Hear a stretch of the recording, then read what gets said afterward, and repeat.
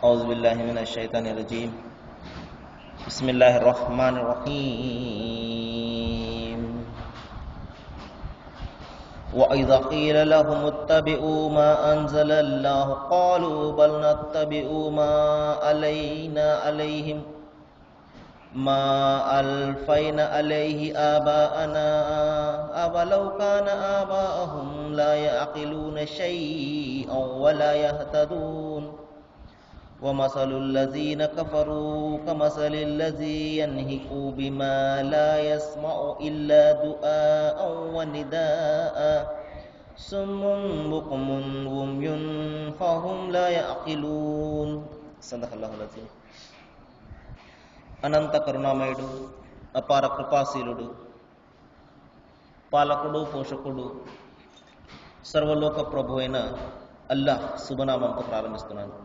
సోదరులారా, సోదరిమణులారా, అయ్యలారా, అమ్మలారా, అస్సలాము అలైకుం రహమతుల్లాహి వబరకాతుహు. ఇంతవరకు మీ ముందు మానవులందరి మార్గదర్శక గ్రంథం, విశ్వప్రభువు, సృష్టికర్త, దైవం అల్లాహ్ మన అందరి కోసం ఆయన చివరి ప్రవక్త కారుణ్యమూర్తి మహాప్రహమ్మద్ అస్సలైహి వసల్లం వారి మీద అవతరింపజేసినటువంటి చివరి దైవ గ్రంథమైన దివ్య ఖురాన్ నుండి 2వ అధ్యాయం 171వ వాక్యం యొక్క అరబీ మూలంను మీ ముందు పఠించడం జరిగింది. దీని యొక్క తెలుగు అనువాదాన్ని వినండి. అల్లాహ్ అవతరింపజేసిన ఆదేశాలను అనుసరించండి అని వారితో అన్నప్పుడు వారు ఈ విధంగా సమాధానం చెప్తారు: మా పూర్వీకులు అవలంబిస్తూ ఉండగా చూసిన విధానాన్నే మేము అవలంబిస్తాము అని. అప్పుడు అల్లాహ్ ఈ విధంగా ప్రశ్నిస్తున్నాడు: వారి పూర్వీకులు జ్ఞానం లేని వారైనప్పటికీ, సన్మార్గం పొందని వారైనప్పటికీ మీరు వారిని అనుసరిస్తారా? సోదరులారా, మరి ఈ విషయాన్ని గురించి నిన్న మనము కొద్దిసేపు చెప్పుకున్నాము. మనిషి సహజంగా తన యొక్క తాత ముత్తాతల ఆచారాలను అనుసరిస్తూ ఉంటాడు. తన యొక్క బంధుమిత్రుల, స్నేహితుల యొక్క విధానాలను అతను అనుసరిస్తూ ఉంటాడు. అయితే దైవం ఇక్కడ ప్రశ్నించే ప్రశ్న ఏమిటంటే, వారు సన్మార్గం పొందని వారైనప్పటికీ, వారికి మార్గం ఏదో తెలియనప్పటికీ, వారికి జ్ఞానం రానప్పటికీ మీరు గుడ్డిగా వారిని అనుసరిస్తారా? ఎందుకంటే చూడండి సోదరులారా, మనిషి ఈ ప్రపంచంలో మరి తన ప్రాపంచిక జీవితాన్ని పరిశీలించినట్లయితే, అతని యొక్క జీవితాన్ని పరిశీలించినట్లయితే అందరికంటే గొప్పగా ఉండడానికి ప్రయత్నం చేస్తాడు. మరి తన యొక్క జీవిత విధానాన్ని కానివ్వండి, లేకపోతే తనకు ఉన్నటువంటి సకల సౌకర్యాలను కానివ్వండి, ఎప్పటికప్పుడు అతను అప్డేట్ చేసుకుంటూ ఎక్కువగా మరింత సౌకర్యవంతంగా ఉండడానికి ప్రయత్నం చేస్తాడు. కానీ దైవం విషయం వచ్చేసరికి, దేవుడు అనే విషయం వచ్చేసరికి అతను కేవలము తన యొక్క తాత ముత్తాతల యొక్క ఆచారాలన్నీ అనుసరిస్తూ ఉంటాడు. మా తాత ముత్తాతలు ఈ విధంగా చేశారు, మా వంశాచారం ఈ విధంగా ఉన్నది అన్నదే ఆలోచిస్తాడు తప్పించి, వారు చేసినది, చేస్తున్నది సరైన విధానమా కాదా, గ్రంథంలో ఉన్నటువంటి విధానమా కాదా, ఇది ఎంత మాత్రం కూడా పరిశీలించడు. ఇది ప్రస్తుతం దైవం విషయంలో మనిషి చేస్తున్నటువంటి అన్యాయం సోదరులారా. ఎందుకంటే ప్రాపంచిక విషయాలు అతను ఎంతో బాగా ఉండడానికి ప్రయత్నం చేస్తున్నాడు, కానీ మరి పరలోక విషయము, ఆధ్యాత్మిక విషయానికి వచ్చేసరికి మాత్రము తన బుద్ధిని, తన జ్ఞానాన్ని ఎంత మాత్రం కూడా ఉపయోగించడం లేదు. తన గ్రంథం ఏం చెప్తుందో అతను ఎంత మాత్రం కూడా తెలుసుకునే పరిస్థితి మనిషికి ఈ రోజున లేదు. గుడ్డిగా అతను తన యొక్క తాత ముత్తాతల ఆచరణ అనుసరిస్తున్నాడు. ఇక్కడ దైవం ఒక ప్రశ్న సంధిస్తున్నాడు. అదేమిటంటే, నీ తాత ముత్తాతలకు జ్ఞానం వారి వద్దకు రానప్పటికీ, సత్యం వారికి తెలియనప్పటికీ వారు అనుసరించే మార్గాన్ని నువ్వు అనుసరిస్తావా అని దైవం ఇక్కడ సూటిగా మనిషిని ప్రశ్నిస్తున్నాడు. అల్లాహ్ చూపినటువంటి మార్గాన్ని తిరస్కరించే వారి పోలిక ఈ విధంగా ఉన్నది అని దైవం ఒక పోలిక చెప్తున్నాడు. అదేమిటంటే, పశువుల కాపరి పశువులను కేక వేస్తాడు, కానీ అవి అతని అరుపులను మాత్రమే వింటాయి, ధ్వని మాత్రమే వింటాయి, కానీ అతను ఏం చెప్తున్నాడో వాటికి అర్థం కావు. చూడండి, మనము జంతువులు చూస్తుంటాము, పశువులు చూస్తుంటాము. పశువుల కాపరి దూరంగా ఉన్నటువంటి తన పశువులను అరిచి పిలుస్తుంటాడు. వాటికి ఆ ధ్వని తప్ప, అతని అరుపు తప్ప దాని యొక్క అర్థం అతని అంత మాత్రం కూడా వాటికి తెలియదు. అదేవిధంగా మరి సత్యం వైపునకు పిలిచే అనేక సందర్భాలు మనిషికి ఎదురవుతుంటాయి. మరి దైవము తన ప్రవక్తలను పంపించి సత్యం వైపునకు మార్గాన్ని చూపే ఏర్పాటు కూడా చేశాడు. మరి ప్రవక్తల తర్వాత మరి ఆ ప్రవక్తలను అనుసరించే సమాజం మీద బాధ్యతను పెట్టాడు. మరి ఎవరికైతే దైవం ఒక్కడే అన్న సత్యము తెలుస్తుందో మరి అతను ఆ సత్యాన్ని నలుగురికి చెప్పే బాధ్యతను తీసుకుంటాడు. ఈ విధంగా ప్రోగ్రామ్స్ ద్వారా, ఈ విధంగా మరి ప్రసంగాల ద్వారా, మరి టీవీ ప్రసంగాల ద్వారా అనేక విధాలుగా మనిషికి దైవ ధర్మాన్ని గురించి పరిచయం చేయబడుతూనే ఉంటుంది.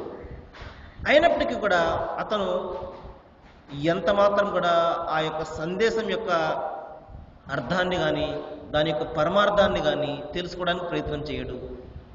ఏ విధంగా అయితే ఆ పశువుల కాపరి యొక్క ధ్వని మాత్రమే వింటాయో అదేవిధంగా బాగా చెప్పారండి, ఈ విధంగా చాలా బాగా చెప్పారు దేవుని గురించి అన్నమాటే వస్తుంది తప్పించి ఏమిటి అసలు చెప్పిన దాని యొక్క అర్థం ఏమిటి, మనం చేస్తున్న విధానం ఏమిటి, మరి గ్రంథంలో ఉన్న విధానం ఏమిటి, నేను చేస్తున్నటువంటి మార్గము సరైనదా కాదా, ఇది నన్ను సాఫల్యానికి తీసుకుని వెళ్తుందా, దైవం వద్దకు తీసుకుని వెళ్తుందా లేదా అన్న విధానం మాత్రము, అన్న ఆలోచన మాత్రము మనిషి ఈ రోజున చేయడం లేదు. అందుకని దైవము ఈ పోలికను మరి ఏమాత్రం కూడా జ్ఞానము లేనటువంటి విజ్ఞానము లేనటువంటి ఆ పశువులను దైవం పోలుస్తున్నాడు. వాటికి దైవము ప్రాణం ఉన్నది, అవి కూడా తిండి తింటాయి, అవి కూడా మరి నీళ్లు తాగుతాయి. కానీ వాటికి లేనిది మనిషికి ఉన్నటువంటిది లక్షణం ఏమిటంటే మనిషికి ఆలోచన శక్తి ఉన్నది. మనిషికి తన ఆలోచనను వ్యక్తపరిచే మరి మాట్లాడే శక్తి దైవం ప్రసాదించాడు. కానీ మనిషి తన ఆలోచన శక్తిని, తన బుద్ధిని, తన జ్ఞానాన్ని ఉపయోగించకుండా ఉన్నట్లయితే మరి మనిషికి మరియు ఆ యొక్క జ్ఞానం లేనటువంటి ఆ జీవజాలానికి ఏమాత్రం కూడా తేడా ఉండదు. ఆ తర్వాత సోదరులారా మరొక అంశాన్ని దైవం ఇక్కడ చెప్తున్నాడు. అదేమిటంటే విశ్వసించినటువంటి ఓ ప్రజలారా, అంటే ఎవరికైతే దైవం ఒక్కడే అన్న విశ్వాసం ఉంటుందో, ఎవరికైతే మరణం తర్వాత నేను దైవం ముందు నిలబడి సమాధానం చెప్పుకోవాలి అన్న పాపభీతి దైవభీతి ఉంటుందో, మరణం తర్వాత నేను సాఫల్యాన్ని పొందాలి అన్న ఆశ కోరిక ఎవరిలో అయితే ఉంటుందో, ఎవరైతే మరి మంచి మార్గంలో నేను నడవాలి, సమాజాన్ని నేను ఉద్ధరించాలి, సమాజాన్ని నేను బాగుపరుచుకోవాలి, ఈ విధమైనటువంటి ఆలోచన ధోరణి ఎవరిలైతే ఉంటుందో అటువంటి వారిని విశ్వాసులు అంటారు. మరి ఈ సృష్టికి కర్త ఒక్కడే, ఆయన తప్ప మరొకడు ఆరాధ్యుడు లేడు. మనిషి మనుగడకు, మనిషి యొక్క సాఫల్యానికి, మనిషి సకత్వానికి ఇచ్చినటువంటి ఆ ప్రవక్తలు మరియు ఆయన యొక్క గ్రంథాల వెలుగులోనే తన జీవితం గడపాలి అని ప్రగాఢంగా ఎవరైతే నమ్ముతాడో అటువంటి వారిని విశ్వాసులు అంటారు. కాబట్టి సోదరులారా, మనం చాలామందిని చూస్తుంటాము, విశ్వాసులము మేము అని చెప్పుకునేవాళ్ళు, నాకు దైవభీతి ఉన్నది అని చెప్పుకునే వాళ్ళము మనం చాలామందిని చూస్తుంటాము. మనం కూడా చెప్తుంటాము దైవం అంటే నాకు చాలా భయం అండి అని. కానీ నిజమైన భయం ఎవరిలో ఉంటుందంటే మరి అనుక్షణం కూడా దైవం నన్ను చూస్తున్నాడు, ఆయన ఆజ్ఞ మేరకు నన్ను జీవితం గడపాలి, ఆయన ఇచ్చినటువంటి మార్గదర్శకత్వం మేర నేను నా పనులు చేసుకోవాలి. కాబట్టి నాకు దైవం అంటే భయం ఉందండి, కానీ నా ఇష్టం వచ్చినట్టు జీవితం గడుపుతాను. నాకు దైవం అంటే చాలా భయం ఉందండి, కానీ నేను మనుషులు నిర్మించుకున్నటువంటి చట్టాలను మాత్రమే నేను అనుసరిస్తాను. ఈ విధమైనటువంటి, ఎందుకంటే మనం చూస్తున్నాం కదా, దైవభీతి ఉన్నవాళ్ళు ఉన్నది అని చెప్పుకునే వాళ్ళు చాలామందిని చూస్తుంటాము. కానీ మన సమస్యల పరిష్కారానికి మనం ఎక్కడికి వెళ్తాము? మనలాంటి బలహీనమైనటువంటి మానవులు నిర్మించుకున్నటువంటి చట్టాలను అనుసరించడానికి వెళ్తుంటాము. ఆ చట్టాలలో మనము మన సమస్యలను పరిష్కరించుకోవడానికి ప్రయత్నం చేస్తుంటాం. ఇది కాదు దైవభీతి అంటే సోదరులారా. ఈ భూమి దైవానిది, ఆకాశము దైవానిది, భూమి ఆకాశాల మధ్య ఉండే సమస్తం కూడా దైవానిది. కాబట్టి ఇక్కడ ప్రభుత్వం కూడా దైవానిదే ఉండాలి, ఇక్కడ చట్టం కూడా దైవానిదే ఉండాలి. అప్పుడు మాత్రమే మనిషి సాఫల్యాన్ని పొందుతాడు. ఎంతకాలం అయితే మనిషి తాను నిర్మించుకున్నటువంటి చట్టాల వెలుగులో అతని జీవితం గడపడానికి ప్రయత్నం చేస్తాడో అతనికి శాంతి ఎంత మాత్రం కూడా లభించదు సోదరులారా. కాబట్టి ఈ విధంగా దేవుని యొక్క భూమి మీద దేవుని చట్టం మాత్రమే ఉండాలి అని ఎవరైతే విశ్వసిస్తాడో వాడు నిజమైనటువంటి విశ్వాసి. అటువంటి వారిని ఉద్దేశించి దైవం ఒకటి చెప్తున్నాడు, విశ్వసించినటువంటి ఓ ప్రజలారా, మీరు నిజంగా దేవుని ఆరాధకులు అయితే, మీరు నిజంగా దైవాన్ని ఆరాధించేవారు అయితే మరి ఆయన మీకు ప్రసాదించినటువంటి పరిశుభ్రమైనటువంటి వస్తువులను నిస్సంకోచంగా తినండి అంటున్నాడు. మరి ఈ విషయాన్ని గురించి మనకు నిన్న కూడా ఒక మాట వచ్చింది. దైవము ఇచ్చినటువంటి పరిశుద్ధమైనటువంటి ధర్మసమ్మతమైనటువంటి అన్ని వస్తువులను తినడానికి దైవం అనుమతి ఇచ్చాడు. మరి నేను చెప్పడం జరిగింది, ఒకరి ఆహారపు అలవాట్ల గురించి మరొకరు ఎంత మాత్రం కూడా నిర్దేశించి ఎత్తి చూపే అవసరం ఇక్కడ ఎవరికి కూడా లేదు. ఎందుకంటే దైవం చెప్తున్నాడు, నేను ప్రసాదించినటువంటి ఈ పరిశుభ్రమైనటువంటి వస్తువులు మీరు నిస్సంకోచంగా తినండి.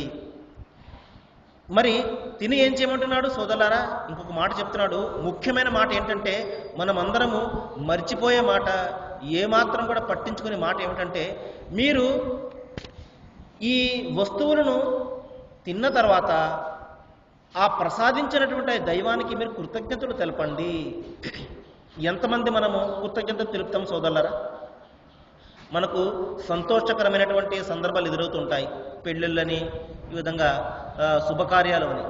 మరి రకరకాలైనటువంటి తినుబండారాలతోటి మనము మన అతిథులకు ఆతిథ్యాన్ని ఇస్తాం. ఎందుకంటే అందరూ గొప్పగా చెప్పుకోవాలి, పలానా వాళ్ళు ఇంత గొప్పగా పెళ్లి చేశారు అని చెప్పేసి చెప్పుకోవాలని సహజంగా మనము ఆ యొక్క ఆశతోటి, కోరికతోటి రకరకాలైనటువంటి ఆహార పదార్థాలతోటి వాళ్ళకు ఆతిథ్యం ఇస్తాం. కానీ సోదరులారా, ఇచ్చేవాళ్ళు కానీ, ఆ విధంగా తిన్నవాళ్ళు కానీ ప్రసాదించే ఆ దైవానికి మాత్రము కృతజ్ఞత తెలపడం మనం ఎక్కడ కూడా చూడము.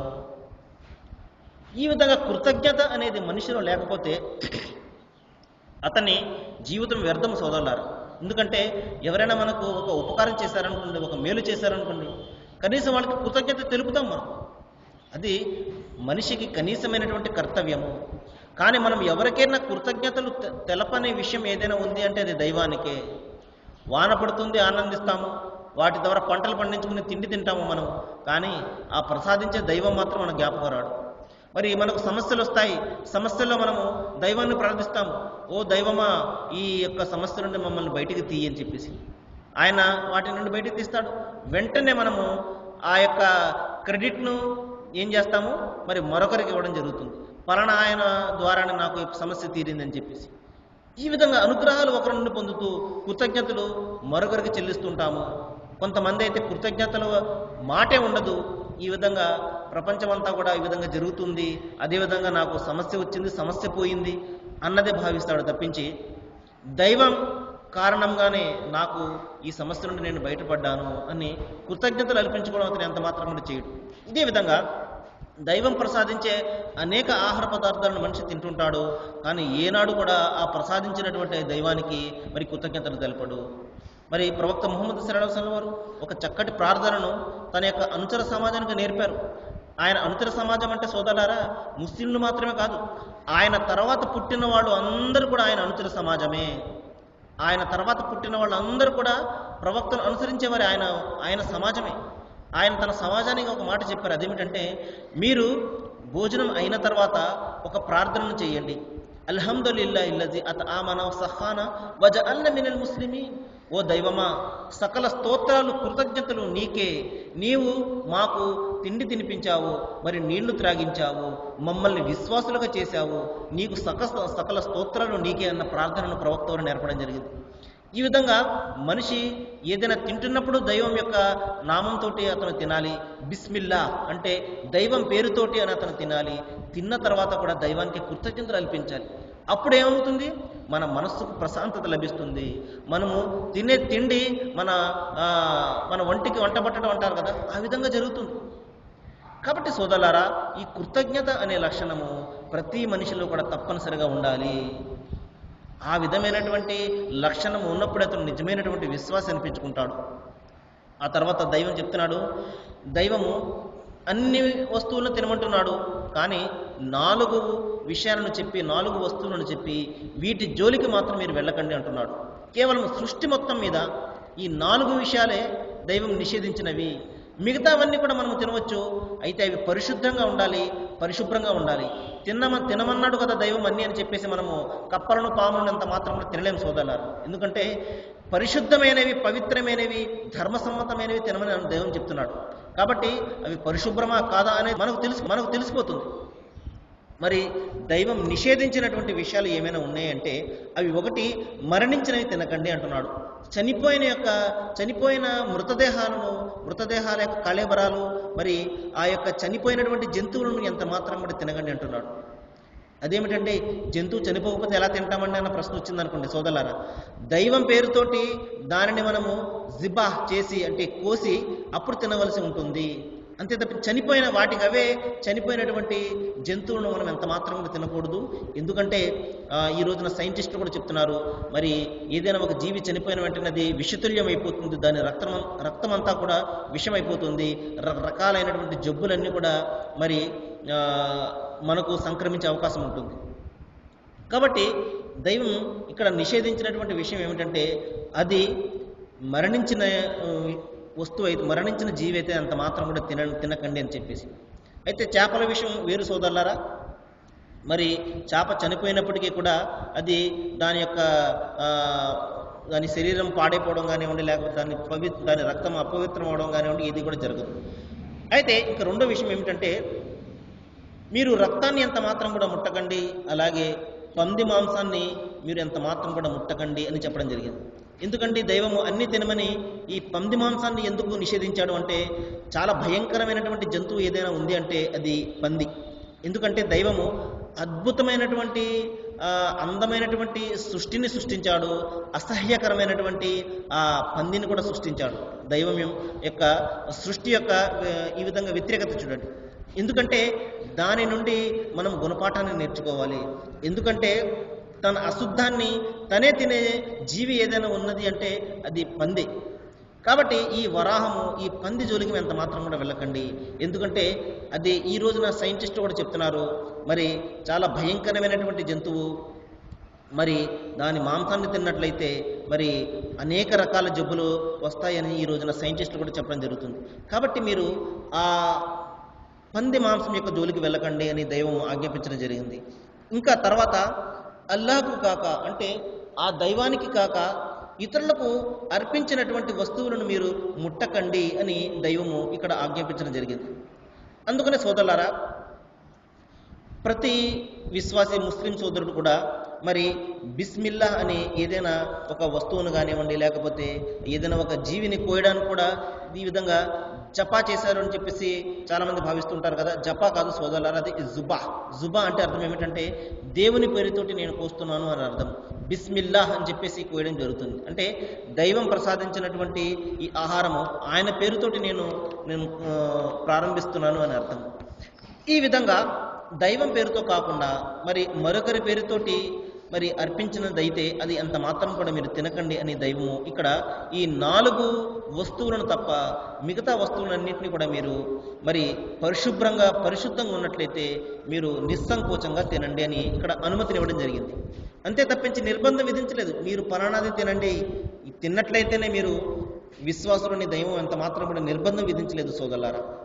మరి నేను నిన్న చెప్పడం జరిగింది, ఈ ఆహారపు అలవాట్లు అనేవి మనిషి యొక్క చుట్టూ ఉన్నటువంటి వాతావరణ పరిస్థితుల మీద అది ఆధారపడి ఉంటుంది. ఒక ప్రాంతం వారికి ఒక ఆహారము మరి అలవాటు అయితే మరొక ప్రాంతం వారికి మరొక ఆహారం అలవాటు అవుతుంది. కాబట్టి ఆహారపు అలవాట్లను గురించి మనము ఒకరినొకరు ఇక్కడ ఉద్యమాలు చేసుకోవడానికి ఇక్కడ ఎంత మాత్రం కూడా అవసరం లేదు సోదరులారా. ఎందుకంటే మనము పరిష్కరించవలసినటువంటి సమస్యలు ప్రపంచం నిండా అనేకం ఉన్నాయి. కొత్త సమస్యలన్నీ కూడా మరి ప్రపంచంలో వస్తున్నాయి. వాటినన్నింటినీ కూడా మనం పక్కన పెట్టేసి తిండి విషయంలో మేము మాంసాహారము, మేము శాకాహారము అని చెప్పేసి పెద్ద ఉద్యమాలు లేవదీసి మరి ఏమాత్రం కూడా ప్రయోజనకరం కాని విషయాలను పట్టుకుని మనము వేలాడినట్లయితే సోదరులారా, ఎంత మాత్రం కూడా అవి ఒక్క పైసా కూడా మనకు ప్రయోజనాన్ని కలిగించవు. కాబట్టి ఆహారం విషయంలో ఒకరినొకరు నిందించుకోవాల్సిన అవసరం ఇక్కడ ఎంత మాత్రం కూడా లేదు. ఆ తర్వాత దైవం చెప్తున్నాడు, ఎవరైనా గత్యంతరం లేని పరిస్థితుల్లో ఈ పదార్థాలను తిన్నట్లయితే, చూడండి ఇస్లాం అనే ధర్మము దైవం విధించినటువంటి ఈ విధేయత ధర్మము, దీనినే అరబీ భాషలో ఇస్లాం అంటారు. ఇది మనిషి యొక్క స్వభావరీత్యమైనటువంటి ధర్మము. కాబట్టి మరి దైవం ఈ 4 విషయాలను నిషేధించాడు. ఏమిటి? చనిపోయిన వాటిని తినకండి అంటున్నాడు, రక్తాన్ని ముట్టకండి అంటున్నాడు, పంది మాంసాన్ని మీరు ముట్టకండి అంటున్నాడు, దైవాన్ని కాకుండా మరొకరికి ఏదైనా అర్పించినట్లయితే దాన్ని తినకండి అంటున్నాడు. అందుకనే ముస్లిం సోదరులు మరి ఎవరైనా ఏదైనా ఇచ్చినప్పుడు అది స్వీకరించడానికి అంగీకరించరు. ఎందుకంటే అది దైవానికి కాకుండా మరొకరికి అర్పించిందే ఉంటుంది కాబట్టి. ఈ విధంగా ఈ 4 విషయాలను నిషేధించినప్పుడు ఒకవేళ ప్రాణం మీదకి వచ్చినప్పుడు మరి ఈ 4 విషయాలే కళ్ళ ముందు ఉన్నాయి, అప్పుడేంటి పరిస్థితి? దైవం చెప్తున్నాడు, మరి ఎవరైనా గత్యంతరమైన పరిస్థితుల్లో ప్రాణం మీదకి వచ్చినప్పుడు ఈ పదార్థాలను కొద్దిగా తిన్నట్లయితే అవి ఎంత మాత్రం కూడా పాపం కాదు. అయితే అతని హృదయము దేవుని ఆజ్ఞను ఉల్లంఘించేదే ఉండకూడదు, ఇంకా అతను అవసరానికి మించి తినకూడదు. ఉదాహరణకి అతను చాలా దాహంతో ఉన్నాడు, చనిపోయే పరిస్థితి వచ్చేసింది, కానీ అతని కళ్ళ ముందు ఈ నిషేధించిన పదార్థం ఉన్నది. దైవం నిషేధించాడు, ఈ 4 పదార్థాల్లో ఒక పదార్థం ఉన్నది. మరి అతను తన ప్రాణాన్ని నిలుపుకోవడానికి దైవం నిషేధించినటువంటి పదార్థాన్ని కూడా అతను తినగలడు. దైవం ఇక్కడ అనుమతిస్తున్నాడు, ఎందుకంటే ప్రాణం పోయే పరిస్థితి ఉంది కాబట్టి. అయితే నేను దైవాజ్ఞను ఉల్లంఘిస్తున్నాను అనే ఉద్దేశం అతనికి ఉండకూడదు. ఆ తర్వాత అవసరానికి మించి అతను తినకూడదు. దైవము తినమన్నాడు కదా అని చెప్పేసి నిషేధించిన పదార్థాలను కడుపు నిండా తినడం కానివ్వండి, ఈ విధంగా చేయకూడదు. కేవలము ప్రాణాన్ని నిలుపుకునే ఉద్దేశంతోనే దైవం నిషేధించినటువంటి విధానం కూడా ఒక్కొక్కసారి మరి సమ్మతమైపోతుంది. ఇన్షాల్లా దైవం తెలిస్తే మరికొన్ని విషయాలు మనం రేపు చెప్పుకోవడానికి ప్రయత్నం చేద్దాము. మరి ఈ రోజున మనకు చర్చకు వచ్చినటువంటి విషయం ఏమిటంటే, మనిషి తన తాత ముత్తాతల యొక్క ఆచరణ అనుసరిస్తూ ఉంటాడు. ఒకవేళ అది సరైనది మార్గం కాకపోతే అతను దాన్ని విడిచిపెట్టి తన యొక్క స్వయం పరిశీలన చేసి మంచి మార్గాన్ని అతను ఎన్నుకోవాలి. ఇక రెండో విషయం ఏమిటంటే, దైవము మనిషికి ప్రసాదించినటువంటి ఆహార పదార్థాలను నిస్సంకోచంగా తినాలి, తర్వాత దైవానికి కృతజ్ఞతలు అర్పించాలి. అయితే దైవం నిషేధించినటువంటి 4 విషయాలు ఉన్నాయి. మరి రక్తము, పంది మాంసము, మరి దైవానికి కాకుండా మరొకరికి అర్పించింది, అదేవిధంగా చనిపోయినటువంటి విషయం, చనిపోయినటువంటి జీవి. ఈ 4 విషయాలు తప్పించి మరి దైవము ప్రతీది కూడా తినడానికి అనుమతినిచ్చాడు.